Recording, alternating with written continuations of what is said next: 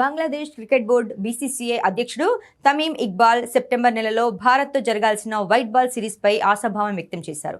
గతంలో ఇరు దేశాల సంబంధాలు మరియు భద్రతా కారణాల రీత్యా ఈ సిరీస్పై సందిగ్ధత నెలకొన్నప్పటికీ ప్రస్తుతం మారిన రాజకీయ పరిణామాలు మరియు భౌగోళిక రాజకీయాల నేపథ్యంలో ఈ సిరీస్ జరిగే అవకాశం ఉందని వర్గాలు చెబుతున్నాయి. ప్రత్యేకించి 18వ బ్రిక్స్ సదస్సుకు బంగ్లాదేశ్ ప్రధానమంత్రి తారిక్ రెహమాన్ ను భారత ప్రభుత్వం ఆహ్వానించడం ఇరు దేశాల మధ్య సానుకూల వాతావరణానికి దారితీసింది.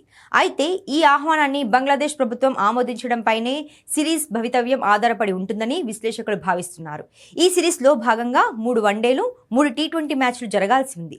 బీసీసీఐతో బీసీబీ అధికారులు నిరంతరం చర్చిస్తున్నారని, ఈమెయిల్స్ ద్వారా సంప్రదింపులు జరుపుతున్నారని తమీమ్ వెల్లడించారు.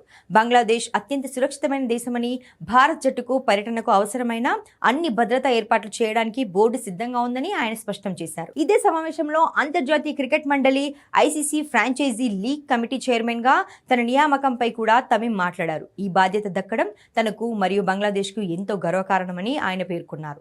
ప్రపంచవ్యాప్తంగా వివిధ దేశాలు టీ20 లీగ్ల కోసం దరఖాస్తు చేసుకుంటున్న తరుణంలో నిబంధనలు సక్రమంగా అమలవుతున్నాయా లేదా అని పర్యవేక్షించడం ఈ కమిటీ ప్రధాన విధి అని తెలిపారు. లీగ్ల ఆమోదం, అనర్హతలు మరియు ప్రస్తుత లీగ్లలో జరుగుతున్న పరిణామాలను ఈ కమిటీ నిశితంగా పరిశీలిస్తుందని, భవిష్యత్తులో ఈ కమిటీ పాత్ర అత్యంత కీలకమని ఆయన వివరించారు. త్వరలోనే భారత్ సిరీస్ పై స్పష్టత వస్తుందని ఆయన ధీమా వ్యక్తం చేశారు.